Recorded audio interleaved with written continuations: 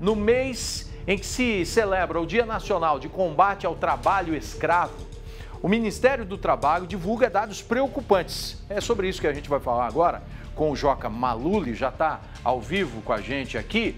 Quais são esses dados, a preocupação, como combater o trabalho escravo, né? Qual o trabalho aí que a Justiça tem feito para evitar esses casos? Joca, bom dia.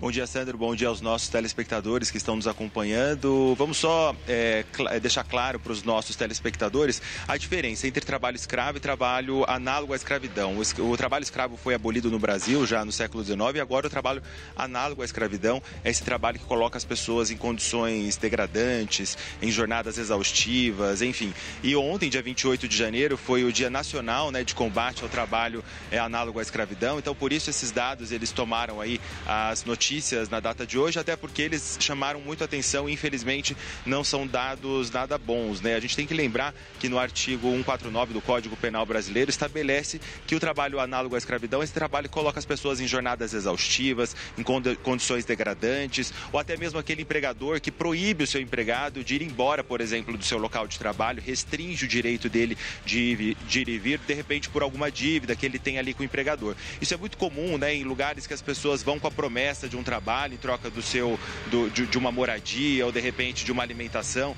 às vezes em lugares mais distantes, no campo principalmente acontece bastante, nos centros urbanos grandes isso também é bastante comum, então por isso que é muito importante a gente trazer esses dados aqui. Em 2023, os dados chamaram a atenção porque subiram quase 90% o número de denúncias. Esses são os dados da 15ª sessão aqui do Ministério Público do Trabalho do Estado de São Paulo, que compreende entre Araçatuba e outros 598 municípios e também o litoral norte. O aumento foi quase de 90%. Em 2022 foram 172 denúncias e em 2023 mais de 320 denúncias. Os termos de acordo de conduta, que são aquelas autuações para os empregadores que têm que ajustar suas condutas por estar colocando seus empregados em condições não adequadas, também aumentaram. Eram 53 em 2022 e 76 em 2023. E esses dados seguem tendência em todo o país.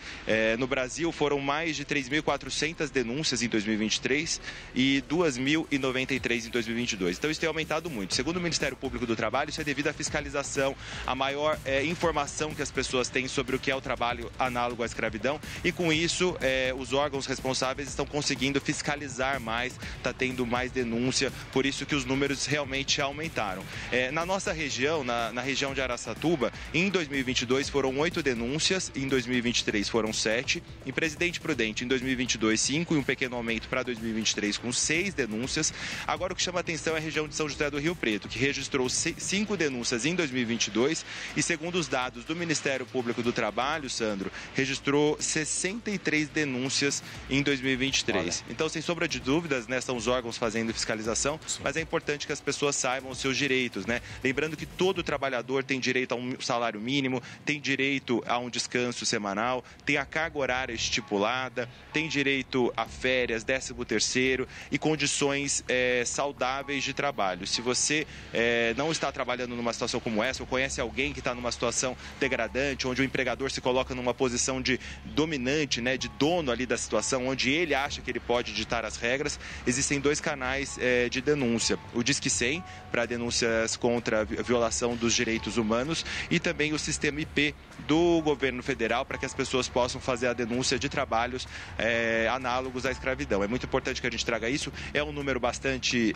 alto, né? Preocupa muito, mas quando a gente tem maiores registros, a gente tem também a certeza de que estão fiscalizando mais. Por isso é tão importante a gente continuar trazendo essas informações aqui, Sandro. E só antes de finalizar, eu entrei aqui no Ministério Público do Trabalho de Araçatuba para colher algumas informações e quando eu entrei na recepção, a equipe aqui de Araçatuba estava ligadinha em você e disse que te acompanha e nos acompanha todos os dias, viu, Sandro? Que bom, um abraço para todos aí, obrigado pela confiança, porque o pessoal, né, estar ligado aqui com a gente, confiando no nosso trabalho, é muito importante, isso que motiva a gente. Muito obrigado, Joca. Consciência, fiscalização, né, e punição das pessoas que estão agindo contra as regras do trabalho.